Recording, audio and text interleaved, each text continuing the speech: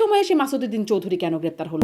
প্রিয় ছাত্র নেতাদেরকে যেভাবে অত্যাচার করেছিল, সব ছাত্র নেতাদেরকে কিভাবে অত্যাচার করেছিল। যে কারণে গ্রেপ্তার হচ্ছেন এটি হচ্ছে 111, কিন্তু থিওরিটিক্যালি বা খাতা কলমে দেখানো হচ্ছে আদম পাচার। মুক্তিযুদ্ধের স্বাধীনতা বিরোধী যেই দলটি ছিল তারা এখন সংসদে বিরোধী দল, এবং জামাতের ভোট ছিল 8 থেকে 10+। এই ভোটটা কি সাধারণ মানুষের না আওয়ামী লীগের? কখনো এক সময় এই বিচার প্রক্রিয়ায় অস্বচ্ছ, ফলে শেখ হাসিনার নামেও আবার সংসদে শোক প্রস্তাব উঠবে। এরকমই কি একটা নজির? এটা একদম দেখেন ভেরি রিসেন্ট, দগদগে মানে ঘায়ের মতো মানুষের মনে এখনো গ্রাস করছে। মানুষ এখনো অত্যাচারিত, নিপীড়িত, নিগৃহীত এবং আহত পঙ্গু মানুষ এখনো তাদের আহাজারিতে ভরপুর। 7ই মার্চের ভাষণ বাজানোর সাথে সন্ত্রাস বিরোধী মানে আইনের যে অপরাধ, তার সম্পৃক্ততা কি? যে আওয়ামী লীগ দল হিসেবে কোনো রাজনৈতিক কার্যক্রম করতে পারবে না, এরা সব 7ই অপরাধী। মার্চের ভাষণ বাজানো কেন আইনগতভাবে অপরাধ হবে? সেটি কি আসলে আওয়ামী লীগের সম্পত্তি? জিয়াউর রহমান স্বাধীনতার ঘোষণা করেছেন, সেটি কি বিএনপির সম্পত্তি? কার্যক্রম কি যদি কেউ চালু করতে চায়, সেটা 7ই মার্চের ভাষণের মাধ্যমে হোক আর 32 নম্বর ধানমন্ডিতে ফুল দেওয়ার মাধ্যমে হোক। তারা যদি আওয়ামী লীগের কোনো দলীয় জায়গায় না থাকে বা ছাত্রলীগে না থাকে, তাদেরকেও পানিশ করা হবে? 71 যেমন একটা পথ পরিবর্তন, 24-এর 5ই আগস্টও কিন্তু এরকম একটা পথ, যদিও আমি সিমিলারিটি করছি না, কিন্তু এরকমই অনেকটা। তো আসলে 71 তো ডেমোক্রেসি বললে দুটোই করতে দেওয়া উচিত। যেমনটি স্বাধীনতা বিরোধীরা এখন সংসদে যাচ্ছে, এটা ডেমোক্রেসি, কারণ মানুষ তাদের ভোট দিয়েছে। তেমনি মানুষ যদি বলে যে আমরা ফুল দিতে চাই, মিথ্যা মামলা বা হয়রানিমূলক মামলার শিকার হয়েছেন, এখন আপনাদের যারা বিরোধী পক্ষ, এখন কি তাদের পালা? মানে বিরুদ্ধে যে 17 বছরের মামলা, সব মামলা কিন্তু এখন উঠে যায়নি, আমার বিরুদ্ধে এখনো মামলা আছে। বিএনপি ক্ষমতায় আসার পর থেকে সেই বাংলাদেশ ব্যাংকের গভর্নর থেকে শুরু করে পুলিশ প্রশাসন, সেনাবাহিনী, অ্যাকাউন্টেবল টু দ্য পিপল তো আমি, সুতরাং আমি আমার দক্ষ লোকটিকে নিয়োগ দিব। ডক্টর খলিলুরের সাথে অ্যালাইনমেন্টটা হলো কখন? আচ্ছা, সড়ক পরিবহন মন্ত্রী বলছেন কোথায় তেল নাই আমাকে জানান, আমি তেল দেবো। আমি যে হেকমতে চীন, হুজ্জুতে বাঙালি, মানে চীনারা হেকমত জ্ঞান দিয়ে কাজ করে, আর বাঙালি বাঙালি হলো হুজ্জু।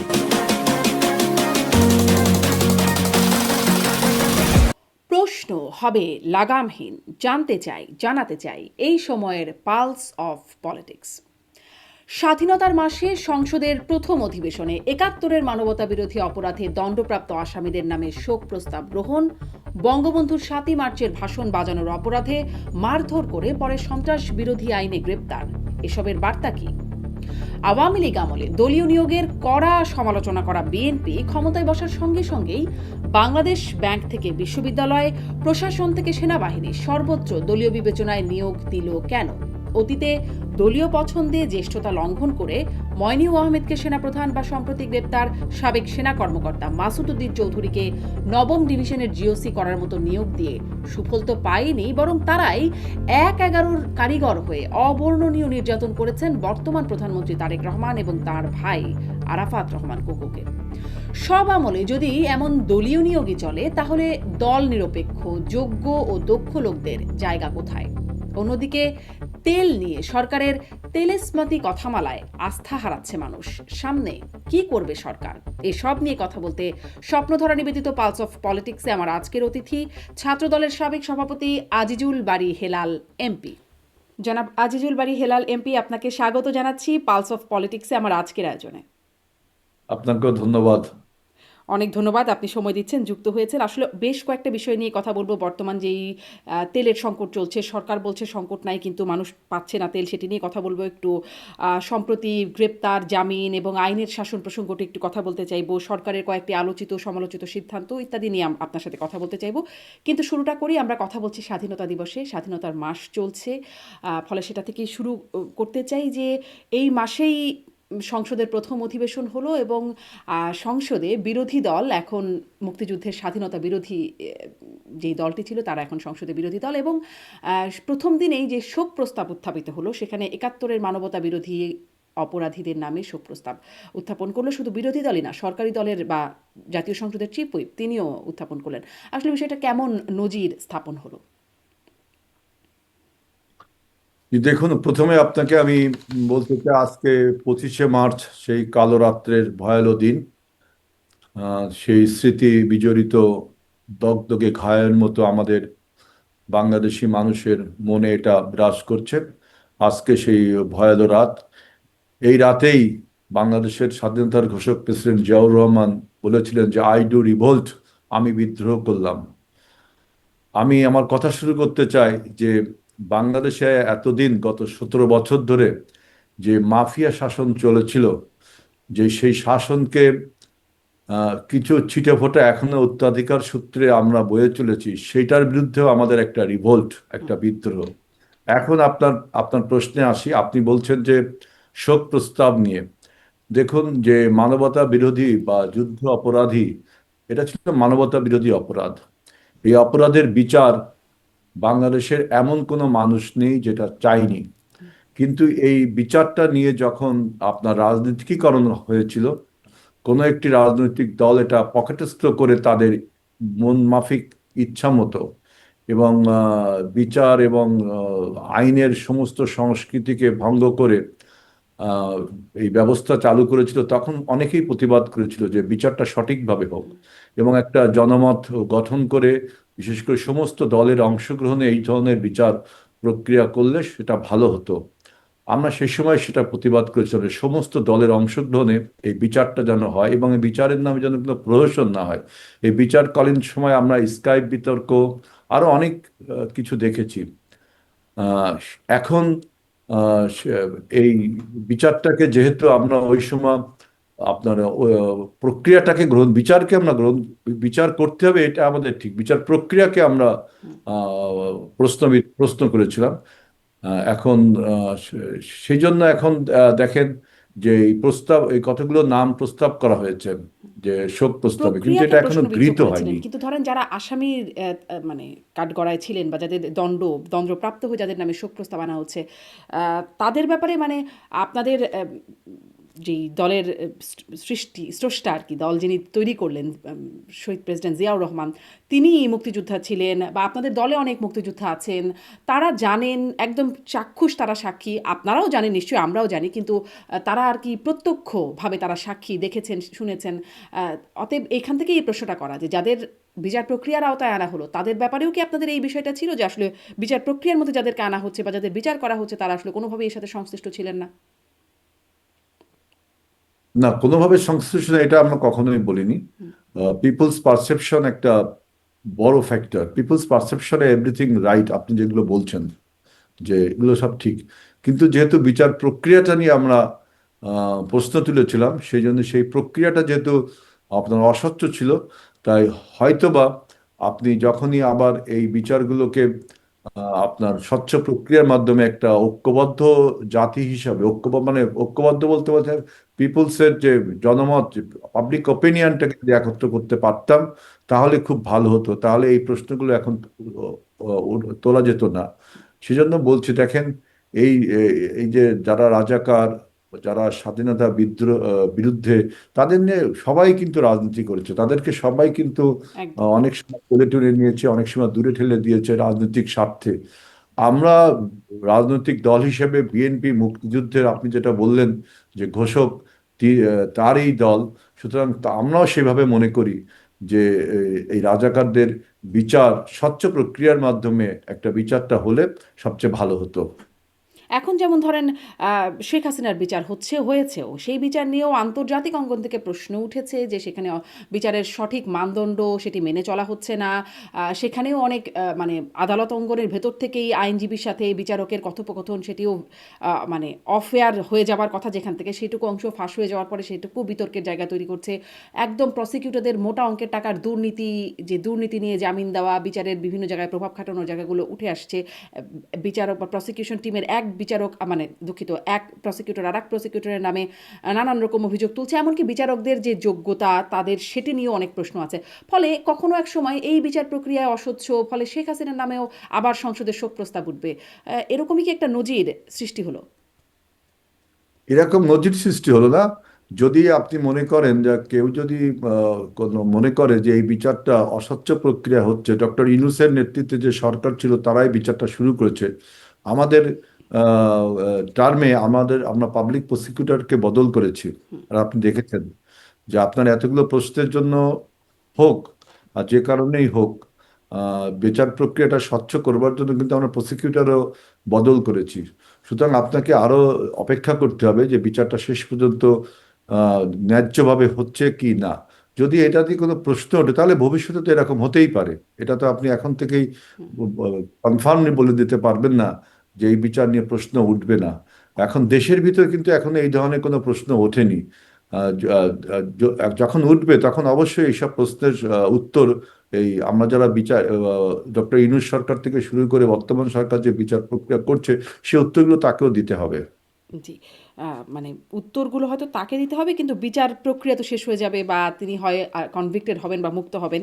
মানে নজিরটা কেমন সৃষ্টি হয়ে যাবে সংসদে শোক প্রস্তাবের মাধ্যমে, সেটি আসলে প্রশ্ন করছিলাম। একটু এই প্রশ্নটাও করি যে মার্চের একটি গুরুত্বপূর্ণ, মানে ৭১-এর মার্চের গুরুত্বপূর্ণ জায়গা হচ্ছে ৭ই মার্চ বঙ্গবন্ধু শেখ মুজিবুর রহমানের ভাষণ। সেটি বাজানোকে কেন্দ্র করেও ঢাকা বিশ্ববিদ্যালয়ের শামসুন্নাহার হলের সাবেক ভিপি ইমি সহ দুজনকে গ্রেপ্তার করা হয়েছে, এবং তাদেরকে ওই সময় মারধর করে টেনে হিচড়ে পুলিশের কাছে নিয়ে যাওয়া হয়। সে তখন ডাকসুর একজন নেতা মোসাদ্দেক তিনি ছিলেন সেটি মোটামুটি নেতৃত্বে, নিয়ে গেলেন এবং তাদেরকে মানে যাদেরকে নিয়ে যাওয়া হলো ইমি সহ দুজনকে, তাদেরকে ছাত্রলীগের দুজন ছিলেন, তাদেরকে গ্রেপ্তার করা হলো।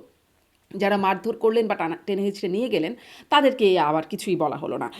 মানে এইখানে তখন এই প্রশ্নটা উঠলো যে ৭ই মার্চের ভাষণ বাজানোর সাথে সন্ত্রাস বিরোধী মানে আইনের যে অপরাধ তার সম্পৃক্ততা কি, কিভাবে সেই আইনে তাদেরকে গ্রেপ্তার করে হলো, আর যারা মারধর করলো তারা কেন ছাড়া পেয়ে গেল?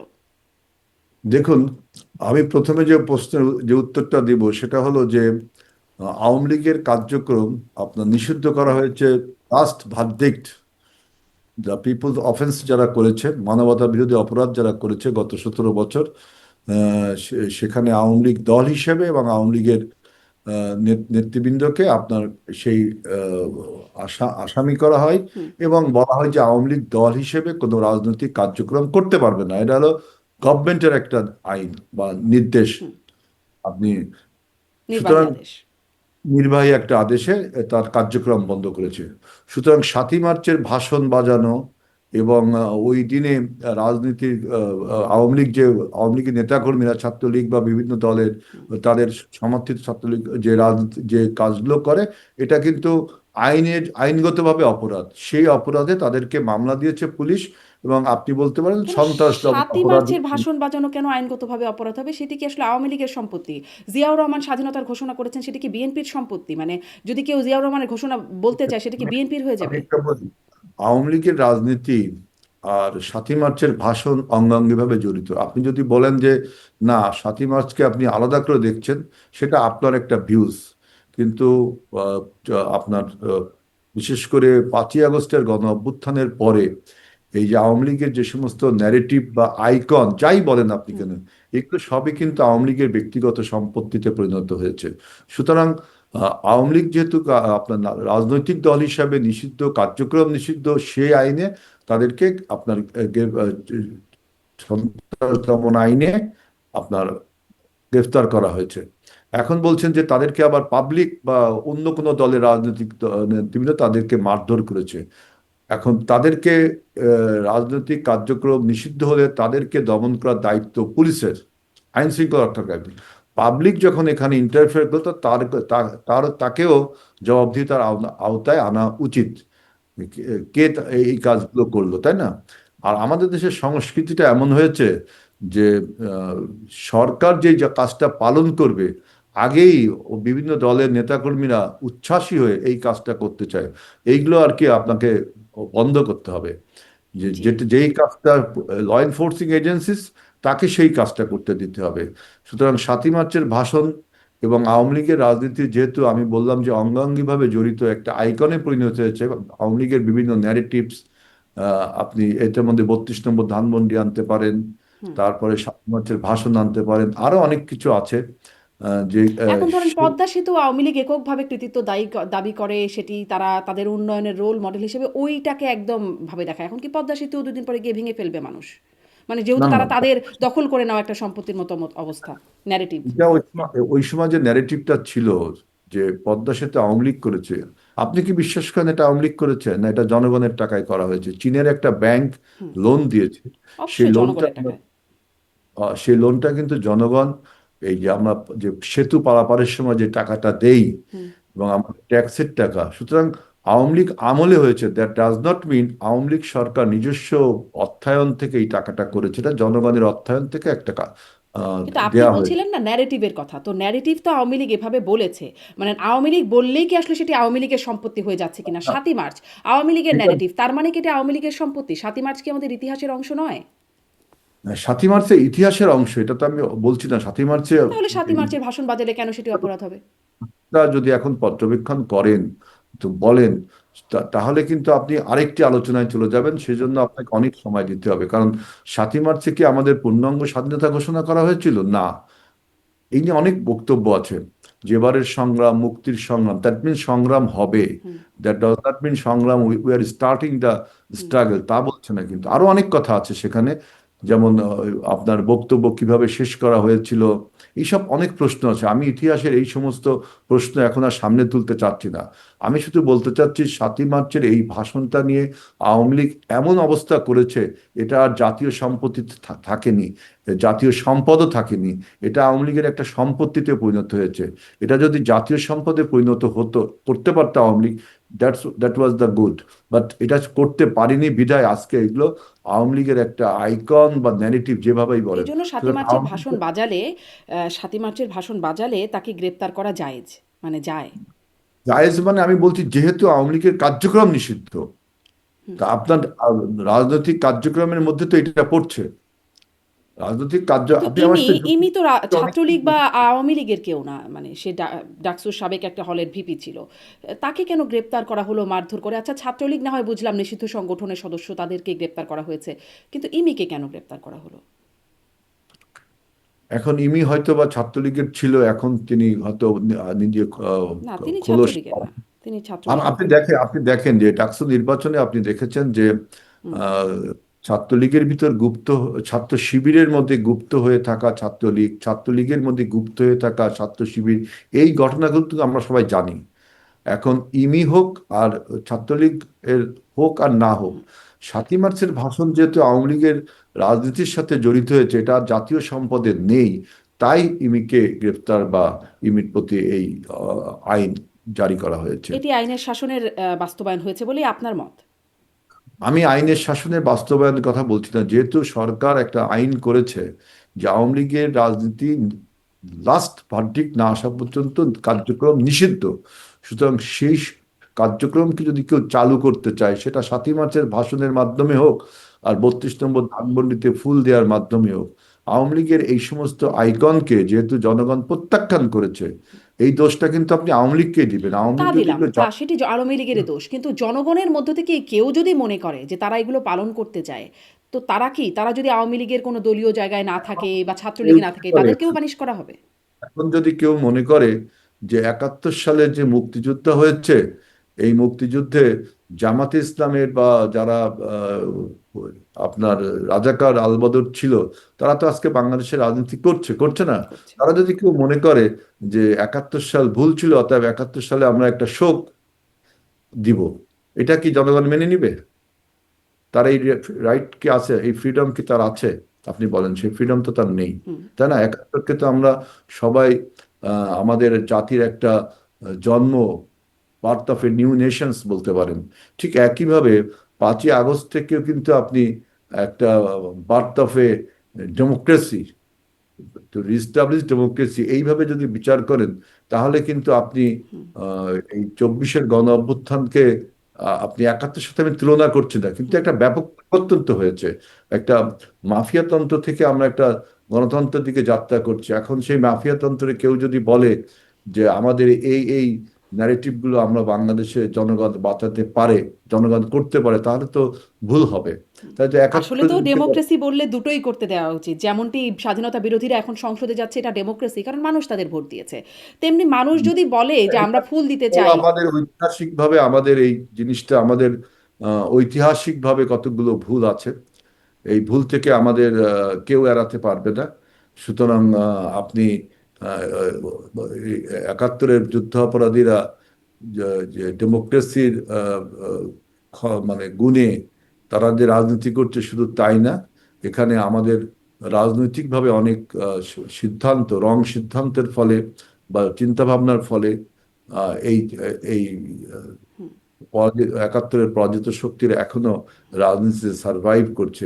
এইসব আলোচনা করতে গেলে আপনাকে আরো অনেক অনেক একাডেমিক আলোচনা এবং রাজনৈতিক আলোচনা অনেক বড় হয়ে যাবে ডিবেটটা। তার মানে ছোট করে যদি এক লাইনে উত্তর দেন, একাত্তরে পরাজিত শক্তিরা তার মানে এখন ভ্যালিড, মানে তারা রাজনীতি করতে পারবে, সেটি রাজনৈতিক ভুল বা যাই হোক না কেন তার কারণে, কিন্তু 24-এর পরাজিত শক্তিরা পারবে না। এটা একদম দেখেন ভেরি রিসেন্ট, দগদগে মানে ঘায়ের মতো মানুষের মনে এখনো গ্রাস করছে। মানুষ এখনো অত্যাচারিত, নিপীড়িত, নিগৃহীত এবং আহত পঙ্গু মানুষ এখনো তাদের আহাজারিতে ভরপুর। সুতরাং আপনি এত সহজে এই জিনিসটাকে ভুলাতে পারবেন না, আপনাকে আরো সময় নিতে হবে আরো মানুষকে নতুন বুঝাইতে। দগদগে ঘা হওয়া পর্যন্ত, মানে আরো একটা অন্য পক্ষের মানুষের দগদগে ঘা হবে, তারপর ভুল। না না, আমি সেটা বলছি না। যে আপনি যে রাজনীতি যদি ভ্যালিড হতে চান, অর্থাৎ যে শক্তি পরাজিত হয়েছে 24-এর গণঅভ্যুত্থানে, তাকে প্রমাণ করতে হবে যে তিনি এই সমস্ত জিনিসের জন্য তিনি দুঃখিত বা লজ্জিত। তখন জনগণের উপর এটা ছেড়ে দেওয়া যায়। একাত্তরে যেমন আপনার জামাতে ইসলাম অনেকবার ক্ষমা চেয়েছে, আবার অনেকবার ক্ষমা চায়নি, আবার কন্ডিশনও দিয়েছে ক্ষমা চাওয়ার কিন্তু এগুলো কিন্তু মানুষের মনে এখনো প্রশ্ন করে যে আপনি কি আসলে ক্ষমা চেয়েছেন, তিনি কি ক্ষমা চেয়েছেন। আমরা তো এখনো বলি সবাইকে ক্ষমা চেতে হবে, জাতির উপরে যারা অন্যায় করেছেন দেশের উপর তাদের সবাইকে ক্ষমা চেতে হবে। তখন জনগণ হয়তো আপনাকে অন্যভাবে নিবে। জি, কিন্তু ক্ষমা এই আসলে জামাত কেউই কেউই নিঃশর্ত ক্ষমা কাউকে সেভাবে মানে স্পষ্ট হয় নাই মানুষের কাছে। আহ, ক্ষমা তো চাওয়া উচিত। হুম মানুষের উপর অন্যায় অত্যাচার করলে, হুম হুম। দেশের স্বাধীনতা সার্বভৌমত্বের বিরুদ্ধে গেলে যখন তিনি পরাজিত হন, তখন তার তো রিপেন্টেশন থাকতে হয়, ক্ষমা চাইতে হয়, জি। তাই না? এখন আসলে অন্যায় অত্যাচারটা বন্ধ হবে কিনা, যেহেতু আপনারা একটা প্রত্যাশার জায়গায় গিয়ে এখন সরকার গঠন করেছেন, সেই জন্য এই প্রশ্নটা, যে ধরুন আপনারা অনেক অন্যায় অত্যাচারের শিকার হয়েছেন, আপনারই একটা অনুষ্ঠান শুনছিলাম, আপনি নিজেই 200টির বা তারও অধিক হয়তো মামলার আসামি হয়েছেন, মিথ্যা মামলা বা হয়রানিমূলক মামলার শিকার হয়েছেন। এখন আপনাদের যারা বিরোধী পক্ষ, এখন কি তাদের পালা, মানে যদি বলি তাদের অনেকেই আসলে এরকম ভুয়া মামলায়, তাদের নানান অপরাধ আছে বা থাকতেই পারে, কিন্তু হত্যা মামলা, গণহারে হত্যা মামলায়, হত্যা চেষ্টা মামলায় আছেন, বিনা বিচারে আছেন এবং জামিনও হচ্ছে না। আছেন সাংবাদিকরা যারা আওয়ামী লীগপন্থী, কেউ কেউ চাটুকার হিসেবেও আখ্যায়িত করেছেন, বা তারাও এখন অনেকে জেলখানায় আছেন, জামিন হচ্ছে না। বয়স্ক মানুষ, অসুস্থ মানুষ, তাদের জামিন হচ্ছে না। মানে এখন কি তাদের পালা, আপনাদের পালা শেষ হয়েছে এখন তাদের? আমি যেটা বলতে চাচ্ছি যে রাজনৈতিক প্রতিহিংসা, এইটা থেকে বিএনপি অন্তত নিজেকে মুক্ত দাবি করে। আপনি দেখেন যে একটা অভ্যুত্থান হয়েছে, এই অভ্যুত্থানকে যদি আপনি বিপ্লবের সাথে তুলনা করেন, তাহলে দেখবেন যে বিপ্লব বা অভ্যুত্থান পরবর্তী যে ব্যাকল্যাশ, যে বিশৃঙ্খলাগুলো হয়, আপনি বিভিন্ন রেভলিউশনে, বিশেষ করে ফ্রেঞ্চ রেভলিউশন বলেন, রাশিয়ার রেভলিউশন বলেন, সিরিয়ায় হলো, যে আপনার মিশরে হয়েছে, এইসব রেভলিউশনের পর যে ব্যাকল্যাশটা হয়, সেই ব্যাকল্যাশটা কিন্তু বাংলাদেশে অনেকটা আমরা নিয়ন্ত্রণ করতে পেরেছিলাম। অভ্যুত্থানের সব শক্তি এই গণহারে কিন্তু, এই যে মানুষের উপর অত্যাচার নির্যাতন, এটা কিন্তু হয়নি আপনার। এরপরে আসলে আপনি মামলার বিষয়ে, পরাজিতদের উপর নির্যাতন হয়েছে, যারা পরাজিত হয়েছে তাদের দলের সমর্থক নেতাকর্মীদের উপর নির্যাতন হয়েছে। আমি বলছি যতটা হওয়া আপনার ঐতিহাসিকভাবে যতটা হয়, যেমন 71 সালের মুক্তিযুদ্ধের পরে অনেক রাজাকারকে মেরে ফেলা হয়েছে, কিন্তু অনেক যতটা হওয়া উচিত তার থেকে কম হয়েছে। বাঙালি দিক দিয়ে একটা আপনার ধৈর্যের পরিচয় দেই। আমি বলছি অন্যান্য রেভুলেশন বা অভ্যুত্থানে যেটা হয়, ফ্রেঞ্চ বিপ্লবে দেখেছেন যে অভ্যুত্থানকে বিরোধীদেরকে গেলোটিনে আপনার জবাই করা হয়েছে, তাই না? আরো অনেক কিছু হয়েছে। কিন্তু বাংলাদেশ সেইখান থেকে অন্তত বেরিয়ে এসেছিল যে কোনো অভ্যুত্থানে। 90-তেও দেখেছেন, 24-এও দেখলেন যে যতটা মানুষ ভাবনা করেছিল। যেমন শেখ হাসিনা বলেছিল যে 1 লক্ষ লোক মারা যাবে, আসলে কি সেটা হয়েছিল? না। কিন্তু তার মানে আমি বলছি না যে যে কিছুই হয় না, আমি বলছি মাত্রা অনেক কম ছিল, সহনীয় ছিল। এখন আপনি আসতে পারেন যে এটা একটা স্বাভাবিক ঘটনা হিসেবে ধরে নিতে পারেন, কারণ একটা বিপ্লবের পর পরাজিত শক্তির এইগুলোই হয়। কিন্তু এখন মামলার যেটা বলবেন, এই মামলাটা আপনি দেখেন যে 5ই আগস্টের পট পরিবর্তনের পরে আপনার ফ্রিডমলি অনেকেই, তখন কিন্তু চেইন অফ কমান্ডটা ওইভাবে প্রতিষ্ঠিত হয়নি বাংলাদেশে। তখন সরকারটাও ছিল মানে 8 তারিখে সরকার গঠন হলো। সরকার গঠন হওয়ার পরে যা কিছু হয়েছে, ফ্রিডমলি দেখলাম অনেকে অনেক মামলা করা শুরু করলো। এই মামলাগুলো পরে কিন্তু অনেক চেষ্টা তদবির করার পরে এই মামলার একটা সুরাহা করা হয়েছে, একটা ট্রাইব্যুনাল গঠন করা হয়েছে, ট্রাইব্যুনালে মামলা হবে। এখন আর কিন্তু ফ্রিডম নিকেও মামলা দিতে পারছে না। আওয়ামী লীগ আমলে যেমন গণহারে মামলা দিত, পুলিশ বাদী হয়ে মামলা দিত। এখন দেখবেন পুলিশ বাদী হয়ে কিন্তু মামলা হচ্ছে না, পাবলিক বাদী হয়ে মামলা হচ্ছে। সেই মামলাগুলোকেও আপনার এখন পর্যবেক্ষণ করে, যেহেতু একটা স্থিতিশীল আসছে, সরকারের একটা স্থিতিশীলতা আসছে। আপনি আগস্টের বিপ্লবের পরে বেশ কিছু মামলা হয়েছে। এখন একটা স্থিতিশীল হুম। অবস্থায় কিন্তু এরকম কিন্তু ওই যে যত্রতত্র ভাবে না গবেষণা করে, না তদারকি করে, তদন্ত করে, এইগুলো কিন্তু বন্ধ হয়েছে। এবং পুলিশ, সবচেয়ে বড় যে পুলিশ বাদী হয়ে কিন্তু কোনো মামলা হচ্ছে না। আমাদের সময় যেটা হতো, গত 17 আগস্ট পুলিশই মামলা দেওয়া শুরু করতো, ঘটনা ঘটেনি তারপরে যে কি অদৃশ্য মামলা, কিন্তু গায়েবী মামলা। ভিকটিমের জন্য বিষয়টা একই, আসলে পুলিশ দিক আর মানে মানে সাধারণ মানুষ মামলা দিক, যারা আসলে মামলার শিকার হয়ে জেলখানায় আছেন তাদের জন্য তো একই। আসলে আপনারাও ছিলেন, তারাও জেলখানায় আছেন, এবং তাদের আরো গণ বেশি, কারণ তাদের অভ্যুত্থান স্বীকার করতে হবে যে গণ অভ্যুত্থান একটা হয়েছে, একটা পট পরিবর্তন হয়েছে। নিশ্চয়ই। কিন্তু এবং এখন আবার একটা পট যেহেতু পরিবর্তন স্বাভাবিক হয়ে রাজনৈতিক নির্বাচিত পরিস্থিতি, সরকারে আপনারা আসছেন। এখন তো আবার এখন একটা পট পরিবর্তন। তো একটা নির্বাচিত সরকার এসছে। এবং এখন দেখেন যে আপনার ট্রাইব্যুনালে দুটো ট্রাইব্যুনাল করেছি, আগে একটা ছিল, দুটো ট্রাইব্যুনাল করেছি, এবং এইগুলো এখন স্বচ্ছ প্রক্রিয়ার মাধ্যমে বিচার হচ্ছে। এই বিচার যদি কোনো প্রশ্ন তোলে কেউ, বা যারা তুলছেন, অবশ্যই এগুলো হুম, পরবর্তীতে আপনার এগুলো নিয়ে আলাপ হবে, আলোচনা হবে, এগুলো হতেই পারে। কিন্তু এই যে আপনার পরাজিত শক্তি, এই শুধু পরাজিত শক্তি বলে হবে না। আপনাকে, এই দেশে তো জেনোসাইড হয়েছে, এই দেশে তো মানুষকে গুম করা হয়েছে, খুন করা হয়েছে। গুম খুনের পলিটিক্স তো 73 থেকে বন্ধ ছিল। 73-তে সিরাজ শিকদারের প্রথম গুমের পরে বাংলাদেশে কিন্তু অনেকদিন বন্ধ ছিল। কিন্তু আমরা আবার দেখলাম 2010 সাল থেকে আবারও গুমের সংস্কৃতি চালু হয়েছে। এটা মানুষের কখনোই মেনে নিতে পারে না, যে মানুষ ডিসঅ্যাপিয়ার হয়ে গেছে। হুম, সুতরাং তাদের বিরুদ্ধে মানুষের ক্ষোভ থাকবেই। সেই ক্ষোভকে আইন শৃঙ্খলার মধ্যে রাখার দায়িত্ব সরকারের। বর্তমান নতুন যে সরকার, 1 মাসের যে সরকার, সরকার সেটি পালন করছেন। জি, নিশ্চয়ই। আপনি এবার নির্বাচনে তার একটা প্রভাব দেখেছেন যে আপনার বিএনপি প্রায় 50+% ভোট পেয়েছে, জামাত পেয়েছে 32+% ভোট, তাই না? কিন্তু আপনি ঐতিহাসিকভাবে দেখবেন যে বিএনপির ভোট ছিল 40+, জামাতের ভোট ছিল 8 থেকে 10+। এই ভোটটা কি সাধারণ মানুষের, না আওয়ামী লীগের?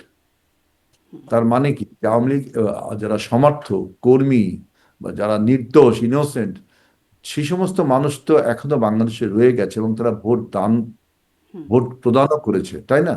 সুতরাং আপনি বলতে পারেন না যে টোটাল আওয়ামী লীগের নেতাকর্মী আছে বাড়ি, দেশ ছাড়া, বাড়ি ছাড়া।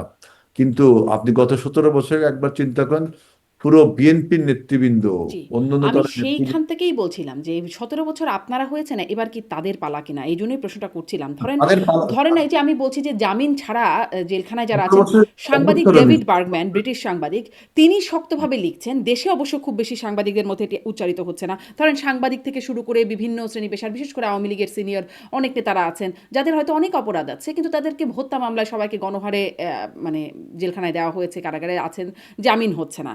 অথচ মানে আপনাদের যে বিরুদ্ধে যে হয়রানিমূলক মামলাগুলো ছিল গত ১৭ বছর ধরে, যার কথা বলছিলেন, সেটি অন্তর্বর্তী সরকারের আমলে যেমন ২৩,০০০ মামলা উঠলো, সুপারিশ করা হলো, এবং আপনাদের সময় সরকার গঠন করার পরপরই ২ দফায় ২,০০০-এর উপরে মামলা প্রত্যাহার হয়ে গেল। মানে এগুলো কি চলতে থাকবে, যেগুলো আসলে বিরোধী পক্ষের বিরুদ্ধে যে মামলাগুলো আছে, হয়রানিমূলক মামলাগুলো এখন আছে? আমি আপনাকে বলতে চাচ্ছি, দেখেন, আমাদের বিরুদ্ধে যে 17 বছরের মামলা, সব মামলা কিন্তু এখন উঠে যায়নি। আমার বিরুদ্ধে এখনো মামলা আছে, আমার বিরুদ্ধে এখনো কনভিকশন আছে। সবকিছু কিন্তু নিয়মতান্ত্রিক ভাবেই আপনার করা হচ্ছে। এখন আপনি এই দুই আমলের ঘটনাকে এক করতে পারেন না। আপনার 2008 সালের নির্বাচনের পরে আওয়ামী লীগ ক্ষমতায় আসে একটা পরিবর্তনের মাধ্যমে। আপনার 8 সালের নির্বাচন নিয়ে অনেক প্রশ্ন আছে, কিন্তু আওয়ামী লীগ ক্ষমতায় আসে। কিন্তু 2026-25 সালের 5ই আগস্টের যে পরিবর্তন, এটা তো অভ্যুত্থান। আওয়ামী লীগ তো অভ্যুত্থানের মাধ্যমে আসেনি, তাই না? আমাদের এটা তো অভ্যুত্থান, এটাকে অনেকে বিপ্লবও বলে।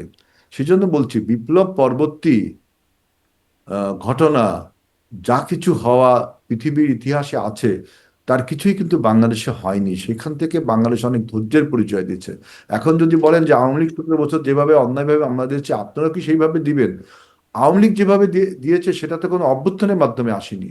অভ্যুত্থানের পরবর্তীতে কিন্তু সিনারিওটা চেঞ্জ থাকে, প্রেক্ষাপটগুলো চেঞ্জ থাকে। তারপরেও আমরা কিন্তু আমাদের নতুন সরকার গঠন হওয়ার পরে অর্থাৎ আপনার এই 17ই মার্চ ঘটনা হওয়ার পরে দেখবেন একটা স্থিতিশীল অবস্থায় আমরা এসেছি, যে এই যে গণহারে মামলা, তারপরে হুম। হয়রানি, এগুলো কিন্তু কিন্তু আবার একটা আবার আপনাদের সরকারের সময় রাজশাহী রেঞ্জের ডিআইজির কাছে সেটাও বেশ ভাইরাল হলো যে তিনি নির্দেশ দিচ্ছেন যে আওয়ামী লীগের কোনো নেতা তারা জামিন পেলে সাথে সাথে আবার শোন অ্যারেস্ট দেখানো যেন হয়, এবং তাই হচ্ছেও, বাস্তবতে তাই হচ্ছেও। এটি কি আসলে মানে আইনগতভাবে এটি কি একটা যৌক্তিক কথা, বা আবারও সেই প্রশ্ন আইনের শাসনের নজির? দেখেন, আমি একটা বলি, 71 সালের মানবতা বিরোধী আইনে যখন কাদের মোল্লাকে ফাঁসি দেওয়া হলো, সেই ফাঁসির রায় কি চেঞ্জ করা হয়নি আপনার জনগণ থেকে? জনগণকে তখন সমর্থন জানিয়েছিল বা জানিয়েছিল না? করাতে হয়েছে। 71 যেমন একটা পট পরিবর্তন, 24-এর 5ই আগস্টও কিন্তু এরকম একটা পথ, যদিও আমি সিমিলারিটি করছি না, কিন্তু ওইরকমই অনেকটা। সুতরাং আর তারপরেও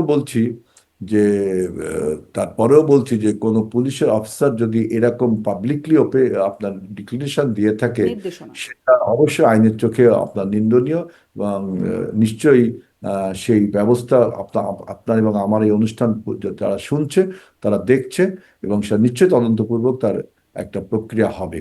কিন্তু আমি বলতে চাচ্ছি যে কাদের মোল্লাকে যখন ফাঁসি দেওয়া হয়, তখন কিন্তু ফাঁসি না, যাবজ্জীবন দেওয়া হয়, তখন কিন্তু আপনার এই গণজাগরণ মঞ্চ করে তাকে ফাঁসিতে বাধ্য করা হয়েছিল, তাই না? কারণ 71-এর ওই পরিবর্তন, যে নির্মম মানুষ, ওই লোমহর্ষক ঘটনাকে মানুষ মেনে নিতে পারেনি, তাই তো এটা হয়েছিল। আবার এইখানে কিন্তু একই ঘটনা, এখানেও একই রকম। তারপরেও একটি ন্যায়ভিত্তিক এবং একটি আপনার বিচার ভিত্তিক সমাজ ব্যবস্থা গড়ে তোলবার জন্য বর্তমান সরকার, তারেক রহমানের নেতৃত্বের সরকার, আইন শৃঙ্খলাকে যথার্থভাবে পরিচালনা করবার জন্য আপনি এখন দেখবেন যে এরকম আপনার মামলার আন্দাজে মামলার হিড়িক। কিন্তু মানবতা বিরোধী যারা অপরাধ করছে, তাদের মামলা তো চলবে, জি, তাদের বিচার নিশ্চয়ই, তো চলবে। নিশ্চয়ই। যারা অপরাধ করেছে তাদের মামলা তো চলতেই হবে। কিন্তু প্রশ্ন হচ্ছে ওই যে ডিআইজির সেই নির্দেশনা, তারপরে ডিআইজির বিরুদ্ধে কোনো ব্যবস্থা হয় নাই। বরং ডিআইজি যে নির্দেশনা দিলেন, সেই নির্দেশনা অনুযায়ী কাজ হচ্ছে। যে আওয়ামী লীগের নেতারা বের হচ্ছেন, জামিন হচ্ছে। আগে তো হচ্ছিলই না, এখন জামিন হচ্ছে, কিন্তু হলে আবার তাদেরকে আবার শোন অ্যারেস্ট করা ওই যে হচ্ছে। আপনাকে বললাম যে কাদের মোল্লার ফাঁসি যেভাবে হলো, এরকম তো অভ্যুত্থান বা বিপ্লবের পরে এরকম হতেই পারে। তারপরও হতেই পারে বলে যদিও বলছি, তারপরও সেটাকে যতটুকু আইন শৃঙ্খলা না, কাদের মোল্লার ফাঁসির পরে তো একটা গণজাগরণ মঞ্চ করে আইন পরিবর্তন করা হলো। আইন পরিবর্তন করে সরকার পক্ষে অ্যাপিল করে তার ফাঁসির আইন তার মানে কি? করা হলো। তার মানে কি? তার মানে কি আপনি প্রচলিত আইনের উপরে একটা অবজ্ঞা, এইটা আরেকটা আলোচনা, প্রচলিত আইনের প্রতি একটা অবজ্ঞা।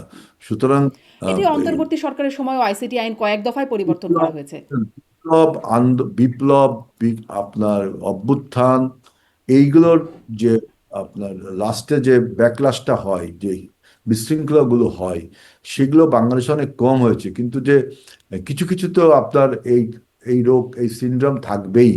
এটা তো আপনার মানতেই হবে যে 5ই আগস্টের এই পরিবর্তন বাংলাদেশের রাজনীতিতে একটা বড় ধরনের পরিবর্তন। বাংলাদেশ যে কক্ষচ্যুত হয়েছিল, আবার কক্ষগত ফিরে এসলো। অর্থাৎ যারা কক্ষচ্যুত করেছিল, তাদের উপরে কিছু আপনার বিচার ব্যবস্থা এগুলো চলবে। এখন এই বিচার ব্যবস্থার মধ্যে আপনি শৃঙ্খলা বিশৃঙ্খলা বের করতে পারেন। তবে মনে করবেন যে 71 সালে যারা পরাজিত হয়েছিল, তাদের বেলায় যে যে- যেরকম মানুষ তাদেরকে এখনো মনে রেখেছে তাদের অন্যায়কে, ঠিক একইভাবে 5ই আগস্টের আগে যারা অন্যায় করেছে তাদেরকে মানুষ এখনো মনে রেখেছে। নিশ্চয়ই, নিশ্চয়ই। কিন্তু ওই যে সরকারের পক্ষ থেকে যে নির্দেশনা, মানে ডিআইজির নির্দেশনা তো এটা একটা সরকারেরই একটা অংশের নির্দেশনা হিসাবে, সেটি কি মানে? না, না, সিআইডি নির্দেশনা পুলিশ ল এনফোর্সিং এজেন্সিজ এর একজন ব্যক্তি তিনি এটা বলেছেন। হুম। তার এই বক্তব্যটা কতটুকু সঠিক, এইটা এই আমার দৃষ্টিতে, আমি ব্যক্তিগতভাবে বলছি যে তিনি পাবলিকলি এরকম বলতে পারেন না। তার যে, কিন্তু যদি যে এরকম কোনো নিয়ম থেকে থাকে, সেই নিয়মটা তিনি হয়তো পালন করতে পারেন, কিন্তু তিনি পাবলিকলি বলেছেন এটা কতটুকু অফেন্স, এই উত্তর আমার জানা নেই। আচ্ছা। আরও একটু আরও দু একটি প্রসঙ্গে আসি। যেমন মানে বিএনপি ক্ষমতায় আসার পর থেকে তারেক রহমানের মোটামুটি সব যা যা করছেন তিনি সবই আলোচনায় আসছে, এবং তিনি প্রশংসিত হচ্ছেন বেশ। এমনকি যারা চরম বিরোধিতা বা সমালোচক, তারাও খুব সমালোচনা করবার মতো জায়গা পাচ্ছেন না। কিন্তু কিছু কিছু বিষয় যেগুলো নিয়ে আলোচনা হচ্ছে, মাননীয় প্রধানমন্ত্রী সেই বিষয়গুলোতে মোটামুটি নিশ্চুপই আছে। যেমন ধরেন, আলোচনা হচ্ছে সর্বত্র দলীয় নিয়োগের বিষয়ে। বিএনপি ক্ষমতায় আসার পর থেকে সেই বাংলাদেশ ব্যাংকের গভর্নর থেকে শুরু করে পুলিশ প্রশাসন, সেনাবাহিনী, বিশ্ববিদ্যালয়ের ভিসি, সর্বত্র একটা দলীয় নিয়োগ। বিএনপির মাননীয় মহাসচিব মির্জা ফখরুল ইসলাম আলমগীর তিনি বলছেন দলীয় সরকার এসেছে, দলীয় নিয়োগ তো কিছুটা সেটা স্বাভাবিকই বিশ্ববিদ্যালয় ভিসি নিয়োগের ক্ষেত্রে বলছেন। মানে এটি আপনারা তো আসলে যখন আওয়ামী লীগ ক্ষমতায় ছিল তখন স্পষ্ট মনে করতে পারি আপনারা শক্ত প্রতিবাদ করতেন তাদের দলীয় নিয়োগের এবং দলীয়করণের। এখন আওয়ামী লীগের বেলায় হারাম বা নাজায়েজ ছিল, এখন সেটি হালাল হচ্ছে। জি, আপনি দেখেন এই প্রশ্নটা একটা সিগনিফিকেন্ট প্রশ্ন করেছেন। এই প্রশ্নটা উত্তর দিতে আমার খুব ভালো লাগবে যে এই যে প্রশাসকগুলো নিয়োগ হলো, এই প্রশাসকের এখানে সিটি কর্পোরেশনের মেয়র নির্বাচিত হবে, তাই না? হুম। কিন্তু আমাদের এখানে এতদিন প্রশাসক নিয়োগ ছিল। আপনি কিন্তু এখনই একটা নির্বাচন দিতে পারছেন না, কেবল একটা জাতীয় নির্বাচন হলো। আমরা বলেছি যে জুন মাসের দিকে হয়তো স্কেডিউল ঘোষণা করা হবে স্থানীয় সরকার নির্বাচনে, সেপ্টেম্বরের দিকে নির্বাচন বা তার আগে নির্বাচনটা হবে। কিন্তু যতদিন নির্বাচিত প্রতিনিধি না আসছে ততদিন তো আপনাকে জনসেবা থেকে জনসেবা করতে হবে, জনগণকে সেবা থেকে বঞ্চিত করা যাবে না। ওখান তো একজন প্রশাসক, যেহেতু মেয়র নিয়োগ দিতে পারেন না, প্রশাসক নিয়োগ দিতে পারেন আপনার আইনে যেটা আছে। সেই প্রশাসকটা আমরা নিয়োগ দিব কাকে? জামাতের কাউকে, নাকি পরাজিত শক্তি আওয়ামী লীগের কাউকে, না যিনি আমাদের লোক না, নিব নিচে দক্ষ ব্যক্তিটিকে, তাই তো? সেই দক্ষ ব্যক্তি তো আমাদের দলেও রয়েছে, কারণ কি অ্যাকাউন্টেবল হবো তো আমি। আজকে সিটি কর্পোরেশনে যে আমি যে মশার কামড়ে ঢাকাবাসী অতিষ্ঠ, সিটি কর্পোরেশনের বিভিন্ন আবর্জনা, দুর্গন্ধ বা অব্যবস্থাপনা এতদিন চলছিল, কিন্তু আমাদের সরকার যখন গঠন হলো তখন তো সমস্ত রেসপন্সিবিলিটি আমার, অ্যাকাউন্টেবল টু দ্য পিপল তো আমি। সুতরাং আমি আমার দক্ষ লোকটিকে নিয়োগ দিব। এখন এই নিয়োগটা যদি আমি ইনডেফিনিট পিরিয়ডে যদি রাখি, তখন আপনি এই প্রশ্নটা তুলতে পারেন যে নির্বাচন ছাড়া আপনি একজনকে কতদিন রাখবেন। সুতরাং এই এন্টারিম পিরিয়ডে অবশ্যই আমি আমার দলের একজন দক্ষ লোককে নিয়োগ দিব, কারণ অ্যাকাউন্টেবল তো আমি হব। আজকে বাংলাদেশ ব্যাংকের গভর্নর হাসান মনসুর সাহেবকে হাসান মনসুর সাহেবকে ডক্টর ইউনূস সরকার নিয়োগ দিয়েছিল, তাই না? হুম। এখন তার যাবতীয় কার্যকলাপ আমাদের সরকার গঠন হওয়ার পরে অ্যাকাউন্টেবল কি ডক্টর ইউনূস না আমরা? আমরা রেসপন্সিবিলিটি আমাদের না? হুম। আমরা আমি কিন্তু ডক্টর হাসান মুনসুরের মানে অপারগতা বা তার অদক্ষতা নিয়ে প্রশ্ন তুলছি না। আমি যেহেতু অ্যাকাউন্টেবল, তাহলে আমার দলের দক্ষ লোকটিকে আমি নিয়োগ দেব। তিনি যদি কোনো অদক্ষ কাজ বা জনবিরোধী কাজ করে, তখন আপনি বলতে পারবেন যে আপনার নিয়োগ প্রক্রিয়া ঠিক হয়নি, আপনি সঠিক লোকটিকে বাছাই করতে পারেননি। অর্থাৎ অ্যাকাউন্টেবল এবং রেসপন্সিবিলিটি যেহেতু আমার, তো আমি আমার লোকটিকে নিয়োগ তাহলে দিব। আওয়ামী লীগ যখন আসলে দ্রুত দলীয়করণ নির্বাচন, করেছিল, সর্বত্র দলীয়করণ করেছিল, তখন আপনারা সমালোচনা কেন করেছিলেন? নির্বাচন ছাড়া আপনি নির্বাচন দিচ্ছেন না কেন? আপনি যদি না, এবং নির্বাচন নির্বাচন ছাড়াও আপনারা পুলিশ প্রশাসনের দলীয়করণের মানে নির্বাচন সমালোচনা করেছেন না? পুলিশ প্রশাসন, আদালত সর্বত্র দলীয়করণের সমালোচনা তো করেছেন। পুলিশ প্রশাসন তো আপনার নিয়োগটা নির্বাচনের না, মাধ্যমে হয় না। নির্বাচনের মধ্যে না, কিন্তু সেখানেও দলীয়করণ হয়েছে, দলীয় লোক নিয়োগ করা হয়েছে, আপনারা তার নির্বাচনে সমালোচনা করেছেন। সেটা বলছি, কিন্তু আমি সেটা বলছি। কিন্তু জনপ্রতিনিধি বা বিশ্ববিদ্যালয়ের ভিসিও কিন্তু একটা নির্বাচনের মাধ্যমে হয়। একটা প্যানেল ঘোষণা করা হয়, সিন্ডিকেট সব সবাই ভোট দেয়, এক দুই তিনজন নাম পড়ে, এরপরে চ্যান্সেলর সাহেব সেটা অনুমোদন করে। এই প্রক্রিয়া যতদিন না হচ্ছে ততদিন তো আপনি একজনকে নিয়োগ দিবেন। সেই নিয়োগে আপনি নিশ্চয়ই, আমি যেহেতু অ্যাকাউন্টেবল, আমি যেহেতু রেসপন্সিবল, আমি আমার দক্ষ লোকটিকে দিব। আমি যদি অদক্ষ লোকটিকে দিই, বিশ্ববিদ্যালয় বা সিটি কর্পোরেশন বা প্রশাসকগুলো যদি না কাজ করে, তখন আপনি আমার সমালোচনা করতে পারেন। অর্থাৎ তারা কেবল এখন নিউ বর্ন বেবির মতো কেবল যোগ দিয়েছে কাজে। এখন আপনি তাদের কাজের সমালোচনাটা দেখেন, না, তারা তাদের কাজটা কাজের করছে। সমালোচনা নিশ্চয়ই করা হচ্ছে না, করা হচ্ছে সিদ্ধান্তের সমালোচনাটা, যে আপনারা আসলে সিদ্ধান্তটা আপনি বলেন তো, সিদ্ধান্তটা কি নেওয়া হবে? যেহেতু নির্বাচনে তো প্রতিনিধি আপনার মেয়র সাহেবরা, তা আপনি কি এখন নির্বাচন দিতে গেলেও তো আপনার 2 মাস 3 মাসের একটা বিষয়, সেই ইন্টারিম পিরিয়ডে কি আপনি একজন প্রশাসক নিয়োগ দিবেন না? তা না হলে কি সিটি কর্পোরেশন কার কাছে জবাব দিতে হবে? কে পাইলটিং করবে, কে লিডিং করবে আচ্ছা, সিটি কর্পোরেশন? তাহলে কি একজন কিন্তু এরকম, তাহলে কি এরকম যেমন ধরেন বিশ্ববিদ্যালয় ভিসি থেকে শুরু করে মানে আমি যদি বলি সেনাবাহিনী, পুলিশ, যারা আসলে দল করেন না কোনো, তাদের পক্ষে, যেমন ধরেন আওয়ামী লীগ যখন ক্ষমতায় ছিল তখন আওয়ামী লীগের লোকজন শীর্ষ পদগুলো সব পেত বা গুরুত্বপূর্ণ পদগুলোতে যেত বলে আমরা দেখতাম। ডক্টর মোহাম্মদ ইউনূস সরকার যখন আসলো তখন তাদের পছন্দের লোকদের বা জামায়াতের বিভিন্ন লোকজন নিয়োগপ্রাপ্ত হয়েছে, বিএনপিরও লোকজন নিয়োগপ্রাপ্ত হয়েছে বলে শুনেছি। এখন আপনাদের সময় আপনারা যারা আসলে কোনো দল করেন না বা কোনো দলে বিশ্বাসী না, এভাবে দলীয় রাজনীতিতে বিশ্বাসী না, তারা কি আসলে এই পদগুলো কখনো পাবেন না? আমাদের মন্ত্রী পরিষদের দিকে তাকালেই আপনি দেখতে পারবেন যে দল ছাড়াও লোক কিন্তু মন্ত্রী হয়েছে হয়েছে না? হুম। আমরা যে ডক্টর দলীয় খলিলুর রহমানের মতো মানুষ যার ব্যাখ্যা পাওয়া যায় আরো নাই। অনেকে, ডক্টর জাহিদ জাহেদ হয়েছে, আরো অনেকে হয়েছে। এবং আপনি বিভিন্ন সিটি কর্পোরেশন, তারপরে বিশ্ববিদ্যালয়গুলোর সবাইকে আপনি কিন্তু দলের ব্যানারে আনতে পারেন না। আপনার আমাদের এই নিয়োগগুলো পারি তো, দলের ব্যানারে আনতে পারি তো, তাদের তো পূর্ব একটা ব্যাকগ্রাউন্ড আছে। দলের একটা, এখন দেখবেন যে সেই লোকটা যোগ্য কিনা এবং নির্বাচনের মাধ্যমে আবার হচ্ছে কিনা। আপনি যদি নির্বাচন পর্যন্ত আপনাকে ওয়েট করতে হবে, যখন যে প্রক্রিয়াটা শুরু হবে, ডিসির নির্বাচন বা জেলা আপনার আপনার ওই যে সিটি কর্পোরেশন নির্বাচন, সেটা যখন শুরু হবে তখন দেখবেন নির্বাচনটা স্বচ্ছ প্রক্রিয়ায় হচ্ছে কিনা। এখন এন্টারিম পিরিয়ডে তো আমি যেহেতু অ্যাকাউন্টেবল, এই সেন্সিটিভ টাইমে আমি তো আমার দক্ষ লোকটিকে আমি দিব।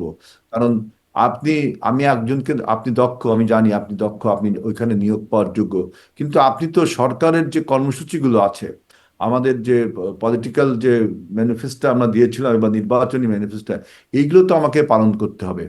এইগুলোকে পালন করতে গেলে যদি আমি আমার দক্ষ লোকটিকে না বসাই, আচ্ছা, এই প্রশাসন কিভাবে কারণেই কাজ কি করবে? জনাব আজিজুল বাড়ি হেলাল, এটা আমার একটা কৌতূহল থেকে প্রশ্ন, এই কারণেই কি যে দলীয় লোকজন ভালো ভালো পদ পাবে, কারণ তাদের সাথে একটা অ্যালাইন হয় বা একটা কোঅর্ডিনেশনের সুযোগ হয়, এই রকম একটা যুক্তিতে যখন দলীয় লোকজনগুলো গুরুত্বপূর্ণ পদে পায়, তখন আমার মনে পড়ে যে ওবায়দুল কাদের যখন আওয়ামী লীগ ছিল, ওবায়দুল কাদের তিনি বলতেন সব কাউয়া হাইব্রিড ফার্মের মুরগি সবাই এসে ঢুকছে দলে। আমি জিজ্ঞাসা করতাম যে কেন তারা আসলে ঢোকে, নিশ্চয়ই কোনো বেনিফিট পায় বলে, এমনকি বিভিন্ন দল থেকেও নাকি সেখানে গিয়ে গিয়ে ঢুকছিল এবং আসলে হচ্ছিল তাই। এরকম ঘটনা বিএনপির ঘটবে না তো? সব কাউয়া হাইব্রিডগুলো বিএনপিতে এসে ঢুকবে না তো?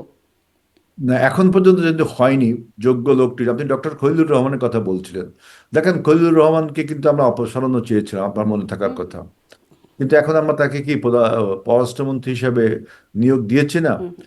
কারণ কি, বিএনপির যে আপনার ফরেন পলিসি, যে আপনার এতদিন বাংলাদেশের ফরেন পলিসি ছিল friends to all, malice two নান। এটা ছিল বাংলাদেশের ফরেন পলিসি। এখন কিন্তু আমরা সেখান থেকে সরে এসেছি। আমাদের নির্বাচনী ম্যানিফেস্টো ছিল যে বাংলাদেশ ফার্স্ট, সবার আগে বাংলাদেশ, অর্থাৎ বাংলাদেশের স্বার্থটা আগে দেখতে হবে। এখন খলিলুর রহমান সাহেবের যে ফরেন পলিসি তিনি বিশ্বাস করতেন, সেই পুরনো মান্দাত্তা আমাদের ফরেন পলিসি, আমরা তখন সেটা তার সাথে একমত হইনি। আমাদের যে এখন যে ফরেন পলিসি, নিশ্চয়ই তিনি আমাদের এই ফরেন পলিসির সাথে একমত হয়েছেন, সেজন্য আমরা তাকে দিয়েছি, তাই না? তা অর্থাৎ ডক্টর জাহেদ তিনি কি আমাদের দল করতেন? আমরা যে সমস্ত রাজনৈতিক কর্মসূচি আমরা মনে করি, সেই সমস্ত পলিসির সাথে তার মতামতের এক হয়েছে। অর্থাৎ আপনি সবাইকে দলীয়ভাবে নিয়োগ দেওয়া হচ্ছে, এটা হুম। এক দলের মধ্যে যখন আপনার না, যেমন দলের ডাক্তার জাহেদের একটা একটা মানে সেটির একটা যৌক্তিকতা থাকতে পারে যে তিনি আপনাদের বিভিন্ন কর্মসূচির পক্ষে কথা বলেছেন, যুক্তি গুলো স্থাপন করতে পেরেছেন, মানে এটিকে যৌক্তিকভাবে প্রেজেন্ট করতে পেরেছেন, এটি একটা। আবার আমাদের বিভিন্ন প্রোগ্রামে, আমাদের বিভিন্ন পলিসির বাইরেও তিনি কথা বলেছেন, হুম, তাই না? সবসময় যে আমাদের কথা তিনি লেটার টু লেটার বলবেন তা না। বক্তব্য হলো, আমরা যে পলিসিতে দেশটাকে ডেভেলপমেন্ট করতে চাই, আমাদের আমাদের সেখানে 31 আসলে দফা। ডক্টর খলিলুরের সাথে অ্যালাইনমেন্টটা হলো কখন, কখন হলো আসলে?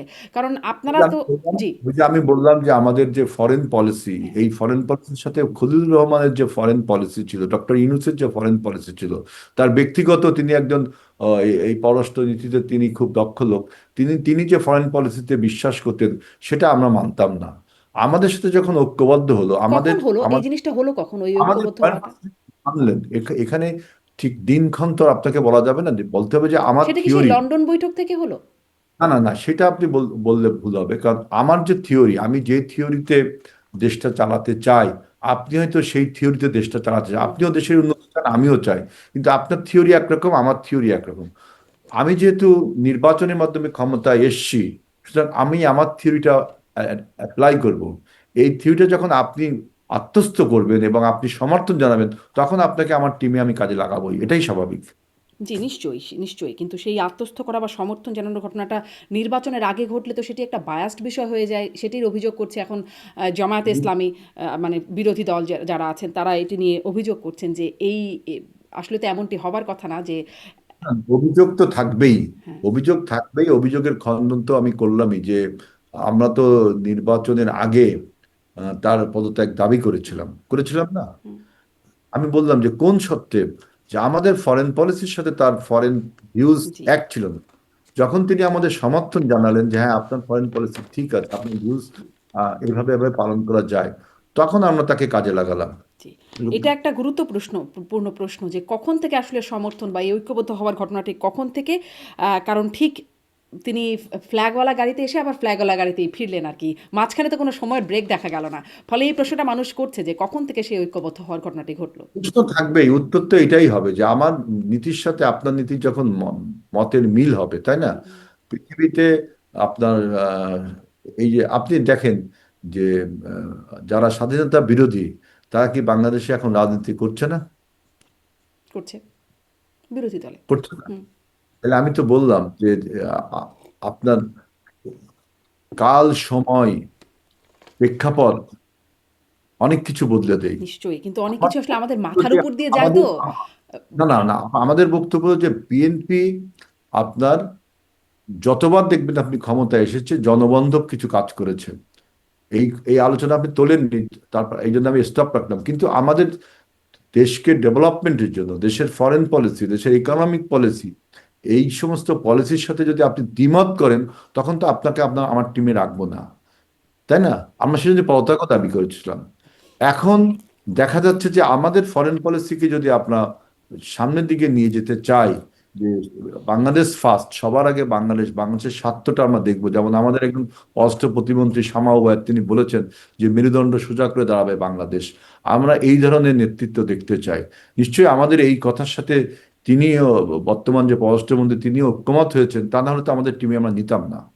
জি, নিশ্চয়ই। এখানে আপনি নিশ্চয়ই এখানে আপনি ঐকমত্য বলতে হয়েছে পারেন বটেই। ওই প্রশ্নটাই যে কখন ঐকমত হলো? যাই হোক, সেটি আপনি বলছেন কালক্ষণ সময় এগুলো বলার তো আর মানে সুযোগ নেই। ফলে এটুকু রয়ে গেল। ওই দলীয় নিয়োগের কথা মানে বলছিলাম যে দলীয় নিয়োগ করায় যেটি আওয়ামী লীগের অনেক সমালোচনা আপনারাও করেছেন এবং তখন সমালোচনা হয়েছে। তার পরিণতি খুব ভালো হয় নাই আওয়ামী লীগের জন্য। মানে একটা বিভিন্ন কারণেই ওটাও একটা কারণ ছিল, তাদের ৫ই আগস্ট অপরিহার্য হয়েছিল। কিন্তু আপনাদেরও তো পরিণতি ভালো হয় নাই দলীয় নিয়োগের, যদি অতীত ঘটনা বলি, যদি বলি ময়নিউ আমাদের আহমেদ এখন সাবেক এখন সেনাপ্রধান। নিয়োগ বলছেন, আমি অতীতের কথা ডাকছি না। এখন যে নিয়োগগুলো না, আমি দিয়েছি, অতীতের কথাও একটু টানছি যে দলীয় নিয়োগের পরিণতি যে খুব ভালো হয় না আওয়ামী লীগের বেলায় আমরা দেখলাম, আপনাদের বেলাও যেটি দেখা গিয়েছিল সেটিও খুব ভালো পরিণতি না। ময়নিউ আহমেদের কথা বলছি, যিনি আসলে বেগম খালেদা জিয়ার পছন্দের ব্যক্তি হিসেবেই আসলে কয়েকজন জ্যেষ্ঠতা লঙ্ঘন করে তাকে সেনাপ্রধান করা হয়েছিল, বা যে এই যে গ্রেপ্তার হলেন এখন মাসুদ উদ্দিন চৌধুরী, তিনিও আসলে একরকম পছন্দের ব্যক্তি বলে নবম ডিভিশনের জিওসি আত্মীয়তার একটা সম্পর্ক ইত্যাদি থেকে হলো, কিন্তু তাদের দ্বারা তাদের তো ফল খুব ভালো হলো না। মানে দলীয় নিয়োগের ফল তো খুব ভালো হয়নি বিএনপির জন্য। দলীয় নিয়োগ আর আপনার যোগ্য ব্যক্তির নিয়োগ যাই বলেন, আপনার 111 ছিল হলো বাংলাদেশকে বিভ্রান্ত করার, কক্ষচ্যুত করার একটা প্রক্রিয়া।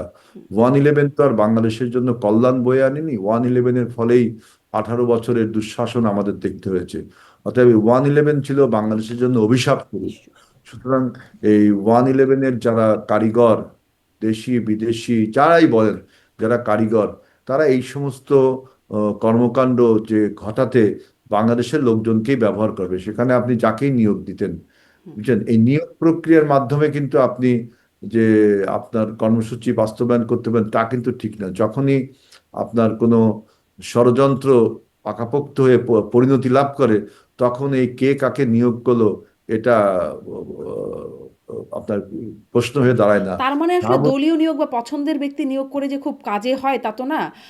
আবার দক্ষ লোককে নিয়োগ করে যে খুব কাজের হয় তাও কিন্তু ঠিক না। শাহাবুদ্দিন অন্তত ওই সমালোচনাটা হয় না যে দলীয় নিয়োগ হয়েছে, দক্ষ ব্যক্তির মানে জ্যেষ্ঠতা অনুযায়ী বা নিয়ম অনুযায়ী গেছে। নিয়োগগুলোকে বলছি যে এন্টারিম পিরিয়ডের জন্য, যতদিন না নির্বাচনটা হচ্ছে। আপনি যদি নির্বাচনটা অনেকদিন পিছিয়ে দেওয়া হয়, তখন আপনি বলতে পারেন যে আপনি দলীয় নিয়োগ দিয়ে দেশ চালাচ্ছেন। ধরেন কিন্তু পুলিশ প্রশাসন সেনাবাহিনী সবখানেই রদবদল হয়েছে, আপনাদের পছন্দের লোকজন এটা গেছে। তো রদবদল হবেই। আপনি বলেন যে একটা নতুন সরকার আসলে সে তো প্রশাসনকে ঢেলে সাজাবে, এটাই স্বাভাবিক। সেই ঢেলে সাজাতে যে আপনি বলছেন তার দলের লোকজনকে নিচ্ছে, তার দলের লোকজনকে নিচ্ছে না। তার কর্মসূচিগুলো বাস্তবায়ন করতে, সরকারের কর্মসূচিগুলো বাস্তবায়ন করতে প্রশাসনে যাকে যোগ্য মনে করা হচ্ছে তাকে নিচ্ছে। যখন ফেল করবে আমার এই কর্মসূচি বাস্তবায়ন বা প্রশাসন, তখন আপনি বলবেন যে আপনাদের এই নিয়োগ প্রক্রিয়া ভালো ছিল না। নিশ্চয়ই, এখন একটা নিশ্চয়ই। নিউ সরকার, সে তার নতুন প্রশাসন চালাতে গেলে অবশ্যই সে এখানে শাফলিং করবেই, এটাই স্বাভাবিক। জি। আমি তো আমেরিকায়, আপনি নিশ্চয়ই আমেরিকায় থাকেন, আমেরিকায় দেখেছেন যে একটা সরকার চলে গেলে টোটাল অ্যাডমিনিস্ট্রেশন চেঞ্জে নতুন একটা অ্যাডমিনিস্ট্রেশন আসে। কারণ সরকার তার কর্মসূচিগুলো বাস্তবায়ন করার জন্য তার পছন্দের যোগ্য লোকটিকেই নিয়োগ দেয়। কিন্তু কিন্তু যখন আমাদের দেশে তা নিয়োগপ্রাপ্ত হয় না। হন তখন তারা ইনস্টিটিউশন হয়ে যান, তখন আর তারা দলীয় স্বার্থ বাস্তবায়ন করেন না, হ্যাঁ, কিন্তু দলীয়, আমাদের হ্যাঁ, দেশে ব্যাপারটা একটু ভিন্ন হয়ে যায়। এখন যদি হয়, আমরা 1 মাসের সরকার, আপনি এখনো বলতে পারছেন না একদমই। সেনাবাহিনী প্রধান নিশ্চয়ই, বা পুলিশ নিশ্চয়ই। প্রধান। আপনি ১ মাসের সময় এখানে জাজ করার সময় হয় নাই। নিশ্চয়ই এই বিষয়ে একদম একমত। কিন্তু ওইটাই বলছিলাম যে যোগ্য লোকজন কেন একটা নিয়মতান্ত্রিকভাবে নির্বাচিত হন না? ধরেন আপনাদের সময় সেই তত্ত্বাবধায়ক সরকারের প্রধান করবার জন্য কেএম হাসানকে বয়স বাড়িয়ে জ্যেষ্ঠতা লঙ্ঘন করে তাকে দেয়া হলো, বা মইনুল আহমেদকে জ্যেষ্ঠতা লঙ্ঘন করে সেনাপ্রধান বানানো হলো। আপনারা কি মনে করেন যে এটা আপনাদের একটা মানে অবস্থানগত ওই জায়গা থেকে সরে আসার প্রয়োজন আছে? এটা কি মনে করেন? নাকি ওটাই ঠিক অবস্থান বলে মনে করেন? দেখেন, আপনি প্রথমে বলেছেন কেএম হাসানের কথা, তাই না? 2 বছর আপনার তার ওই যে বয়স বাড়িয়ে দিয়ে আপনার একজন প্রধান বিচারপতি তত্ত্বাবধায়ক সরকারের প্রধান হবে, এটার থেকেই তো প্রবলেমটা শুরু হয়, তাই না? হুম, এখান থেকে তো প্রবলেমটা একদম। শুরু হয়। এবং এটাকে আওয়ামী লীগ লুফে নেই, সেটাকে আপনার শেষ পর্যন্ত 1-11-এ পরিণত হয়, তাই না?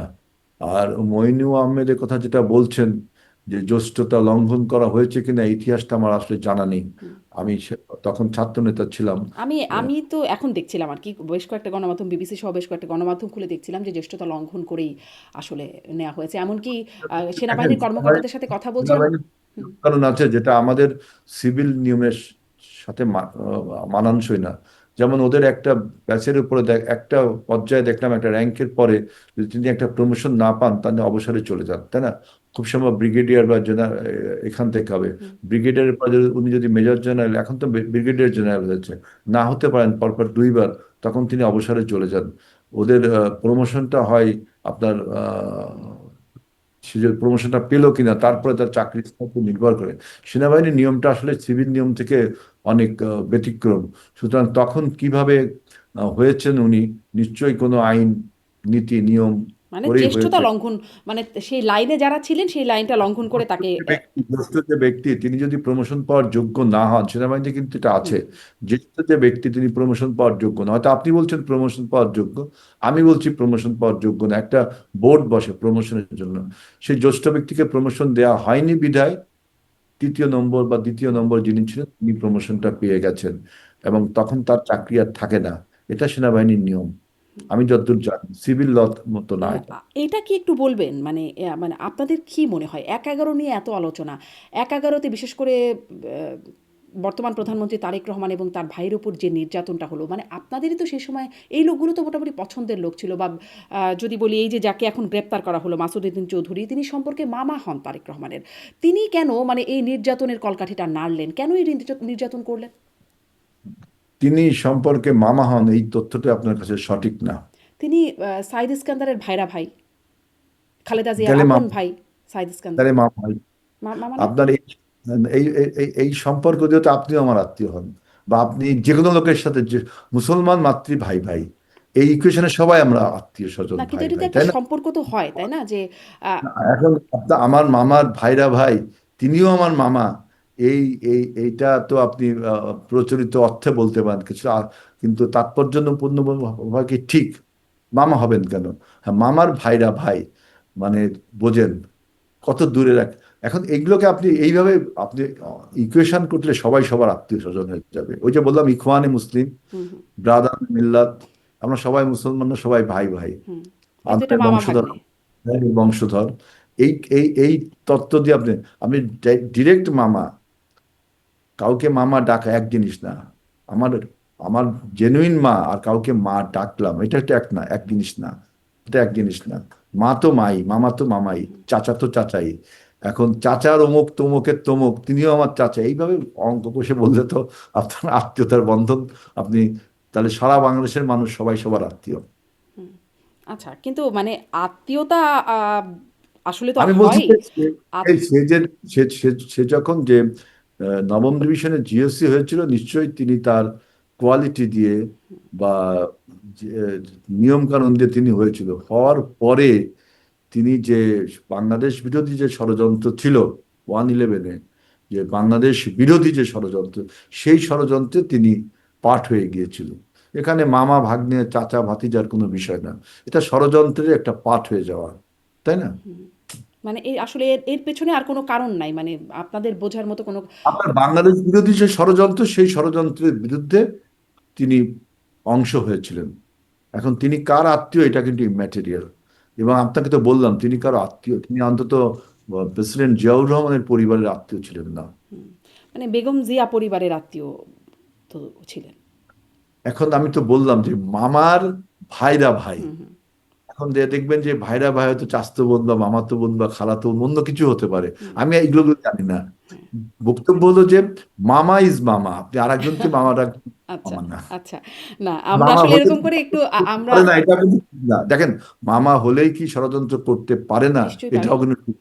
পারে না। হুম, যিনি আপনার ষড়যন্ত্রের পাঠ হয়ে যায়, তখন তিনি মামা না চাচা না ভাই, এটা ইম্পর্টেন্ট না, তিনি ওই ষড়যন্ত্র পাকিয়ে তিনি ক্ষমতায় আসতে চায়, এগুলোই তো হয়। জি। এবং সেটি তো বাংলাদেশ না হয় তখন বুঝো। মানে আমার প্রশ্নটা এখানে যে ক্ষমতায় আসবেন, ক্ষমতা নিবেন বা হয়েও ছিল তো তখন এমার্জেন্সি করে সেনাশাসিত সরকার তো হয়েও ছিল। কিন্তু মানে নির্যাতনটা কেন করা হলো? এই মাত্রায় নির্যাতন সেটি তো খুব সেটির কারণ কি? সেটির কি কোনো কারণ ছিল? ওনারা জিজ্ঞেস করতেন যে মাসুদুল আহমেদকে যে আপনি কেন জনগণের উপরে এত নির্যাতন করলেন, হুম, তাহলে উনি ভালো উত্তর দিতে পারতেন। কারণ জি। আমিও যখন নির্যাতিত হয়েছিলাম, আমিও গ্রেফতার হয়েছিলাম, ছাত্রলীগের সেক্রেটারি রোটন আমার সাথে হুম, গ্রেফতার হয়েছিল, আমরা জেলখানায় সবাই একসাথে ছিলাম, নির্যাতনও ভোগ করেছিলাম হুম, সেনাবাহিনীর কাছে একসাথে। এগুলো আমাদের মনে এখনো আঘাত দেয় যে অন্যায়ভাবে আমাদেরকে, আমরা তখন ছাত্র নেতা, ছোট ছিলাম, হুম, হুম। যে অন্যায়গুলো বললো আমরা এখনো সেই ব্যথা কিন্তু বহন করে। এই যে আমি আপনার সাথে এসির মধ্যে বসে কথা বলছি, আমার ঘরে এসি চলছে, আমি কিন্তু বেশিক্ষণ চালাতে পারবো না। কারণ ওই যে 1/11-এর যে আঘাত, শুধু আমার না, অনেক নেতার উপরে, আমি তো রোটনের নাম হুম, বললামই, হুম। এখনো এই আঘাতগুলো বয়ে বেড়ায়। সুতরাং এগুলো কখনো ভুলে যাবার নয়। তিনি কেন, তার নির্দেশে কেন এই আঘাতগুলো করা হলো, তিনি ভালো উত্তর দিতে পারেন, জি, আমরা কি অন্যায় নিশ্চয়ই। করেছিলাম। আপনাদের কাছে এই প্রত্যাশা যে মানে এইরকম আঘাত যেন আপনাদের সময় অন্তত কেউ মানে না পোহায়, সেটি একটা বড় দাবির জায়গা থাকবেই। এই সময়ে এসে মাসুদউদ্দিন চৌধুরী কেন গ্রেপ্তার হলো? মানে এতদিন ধরে হলো না। এমনকি অন্তর্বর্তী সরকারের সময় গেল, আওয়ামী লীগের সময় তো গেলই। তারপর অন্তর্বর্তী সরকার গেল। এখন এসে কেন মাসুদউদ্দিন চৌধুরী গ্রেপ্তার হলো?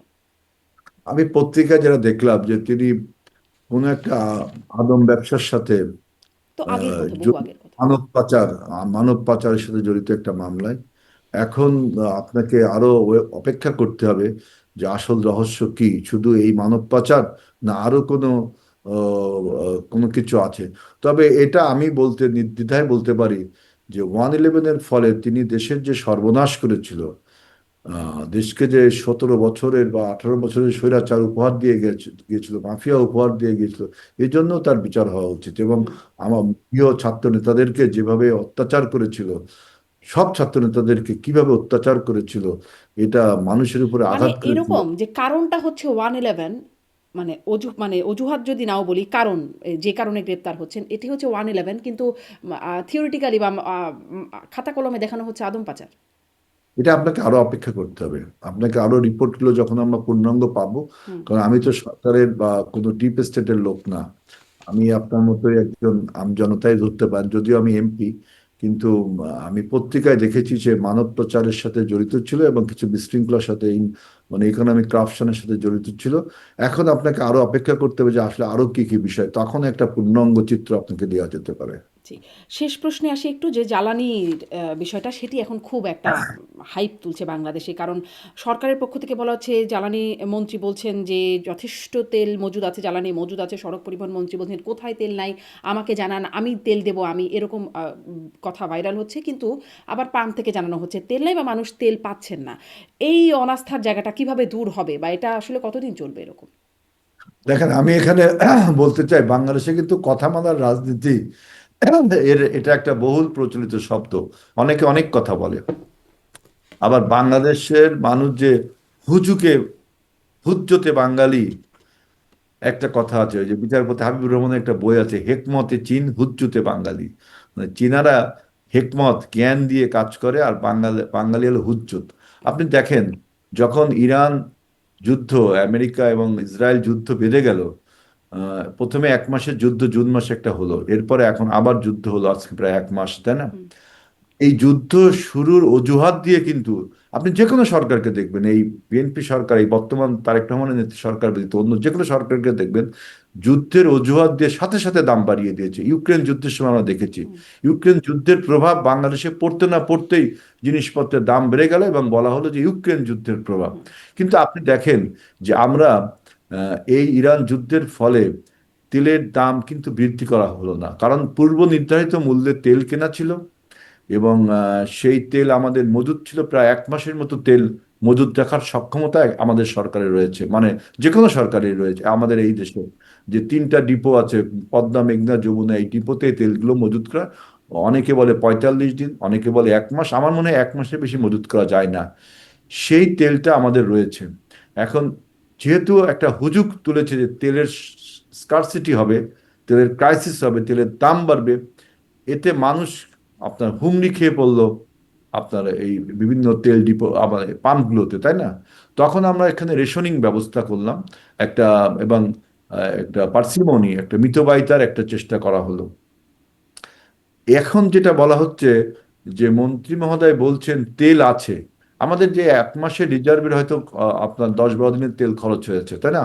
আরো তো তেল রয়েছে, এখন সেই তেলগুলো ডিপোর থেকে পাম্পে যাবে। আমি আমার ব্যক্তিগত গবেষণা থেকে বলছি, সরকারের বক্তব্য আমি বলছি না। আমি দেখলাম যে ঈদের 2-3 দিন ব্যাংকগুলো বন্ধ, সুতরাং ডিপোর লোকগুলো যে পে অর্ডারটা আপনার পাম্পগুলো যে পে অর্ডারটা দেয় ব্যাংকের মাধ্যমে, যে পেমেন্টটা, এই পেমেন্টটা না করতে পারার ফলে এই ডিপোগুলো আপনার তেলগুলো পাম্পে দিতে পারেনি। তো এখানে উচিত ছিল যে এইটা ফোরকাস্টিং করে, আমাদের মন্ত্রী মহোদয়ের ফোরকাস্টিং করে অন্তত এই পেমেন্টের সিস্টেমটা সচল রাখলে পাম্পে তেলগুলো চলে আসতো। আমাদের হুম, তেলের এই হতে যে মজুদটা রয়েছে, কিন্তু এর পরে এখন যে ক্রাইসিসটা হবে, যে আপনি এই তেল শেষ হয়ে গেলে নতুন তেল কিনতে হবে, তখন তো তেলের দাম তো বিশ্বব্যাপী বেড়েছে, তখন সরকারকে একটা চ্যালেঞ্জের মুখে পড়তে হবে। আমরা মানুষকে ভোগান্তি থেকে বাঁচানোর জন্য দেখেন, আমরা গতকালকেই মনে হয় প্রায় 30 কোটি না তার বেশি ডলার দিয়ে আমরা স্পট পারচেজিং করলাম এলএনজি। আপনি দেখেছেন যে আপনার এলএনজি ইংল্যান্ডের একটা কোম্পানির কাছ থেকে। কিন্তু আপনি এইভাবে স্পট পারচেজিং করে বা 1 মাসে বেশি তেল মজুত করতে পারেন না, আর মজুত করতে পারলেও তেলের দাম তো এখন বাড়বে। হুম, সুতরাং সরকারকে এখন উচিত হবে যেটা, সেটা হলো যে আমাদের নতুন জ্বালানির সন্ধান করতে হবে। এই ক্রাইসিসটা অনেকদিন চলবে আমার ধারণা। হুম, আমি, আমার ভুল হতে পারে, অল্প দিনে শেষ হলে তো আমরা বাঁচলাম, শুধু আমরা না, পৃথিবীর অনেক মানুষই বেঁচে গেল, কারণ ওয়াশিংটন, তেল আবিব আর আপনার এই যে তেহরানের যুদ্ধের প্রতিধ্বনি বাংলাদেশ কেন সব দেশের উপরেই পড়ছে। নিশ্চয়ই। সুতরাং আমাদেরকে এখন নিশ্চয়ই বিকল্প জ্বালানির দিকে যেতে হবে, রিনিউয়েবল এনার্জি, হুম, ওয়েস্টের থেকে এনার্জি হয়, আপনার সূর্যালোক থেকে এনার্জি, এই দিকে জানাতে হবে। এবং সরকার দেখবেন যে এই আহ, বিশ্ব পরিস্থিতি বিবেচনা করে 7 সদস্যের একটা কমিটিও গঠন করেছে আপনার এই বিশ্ব পরিস্থিতিতে এই তেল সরবরাহ মোকাবিলা করবার জন্য। কারণ আপনি জানেন যে এই জ্বালানি হলো সভ্যতার চাবিকাঠি। জি। এই জ্বালানি সংকট হলে সবকিছুর দাম বেড়ে যাবে, পরিবহন ব্যয় থেকে সবকিছু, বিদ্যুৎ, অনেক সমস্যা হবে। এই চ্যালেঞ্জটা সরকারকে খুব স্মার্টলি ফেস করতে হবে। এই জন্য আমি দেখেছি যে সরকার যে একটা কমিটি করেছে এই বিশ্ব পরিস্থিতি মোকাবেলাটা করা যায় কিভাবে। হুম, তারপরে পার্সিমনির কথা একটা বলেছে, যে মিতব্যয়িতার কথা বলেছে, তারপরে রেশনিং ব্যবস্থার কথা বলেছে, এবং সরকারের যে তেল মজুদ, এই মজুদটা যে আছে কিন্তু পাম্পে আসতে পারেনি, হুম। এইটা একটা ফল্ট, এই ফলটাও সরকারকে অ্যাড্রেস করতে হবে। সুতরাং এই চ্যালেঞ্জটাকে সরকারকে স্মার্টলি মোকাবেলা জি, করতে হবে। নিশ্চয়ই কতটা স্মার্টলি মোকাবেলা করে সেটি দেখার সময় এখন। কারণ মন্ত্রীদের কথা ইতোমধ্যেই জনগণের মধ্যে, অন্ততপক্ষে গণমাধ্যমে যাদের কথাগুলো শুনতে পাচ্ছি, তাদের অনাস্থার জায়গা, যে সরকার তো বলছে তেল আছে, পাচ্ছি না কেন? এই প্রশ্নের উত্তর আর বিপদে আছে, এইটা এইটা মন্ত্রী মহোদয় যদি বলতেন। আমি তো বললাম বাংলাদেশের কথামালা রাজনীতির একটা হুম, ধরন আছে, এই কথামালা রাজনীতি, আর পত্রিকাগুলো নিউজও তাই করেছে, স্বাভাবিকভাবে নিউজ করবে। কিন্তু যদি বলতে ডিপোতে তেল আছে, তাও কতদিনের তেল আছে? 20 থেকে 25 দিন, এর বেশি তেল থাকার, 1 মাসের তেল মজুদ থাকে, সেখানে যুদ্ধ তো 1 মাস হয়েই গেল। আর এই, সুতরাং এখন আর কতটুকু ডিপোতে তেল মজুদ আছে সেটা পাম্পে পর্যন্ত আনার যে প্রক্রিয়া, সেটাকে আরো সহজীকরণ করতে হবে। জি। অনেক ধন্যবাদ জনাব আজিজুল বারী হেলাল। কথামালার রাজনীতি থেকে আসলে সত্য বা মানে তথ্য নির্ভর কথাবার্তা যদি জানতে পারতাম, আস্থার জায়গা যদি তৈরি করা যেত। আমাদের যে নতুন মন্ত্রিসভা গঠন হয়েছে তারা কিন্তু আপনার পরিশ্রমী, 24/7 আমাদের প্রধানমন্ত্রী সহ মন্ত্রিপরিষদ কাজ করে যাচ্ছে। কাজের ভুল হবে, এবং নিশ্চয়ই। আমি এই জন্য বলছি যে বিএনপি একটা পেন্সিল মানসিকতার মন, তার পিছনে ইরেজার আছে, ভুল হলে শুদ্ধে নেই। বিএনপি কলম মানসিকতার মন না যে একরোখা হয়ে কোনো সিদ্ধান্ত নেবে। সুতরাং আমাদের ভুলগুলো যদি এইভাবে ধরিয়ে দেন তাহলে অবশ্যই বিএনপি সরকার সেই ভুলগুলো শুদ্ধে নেবে।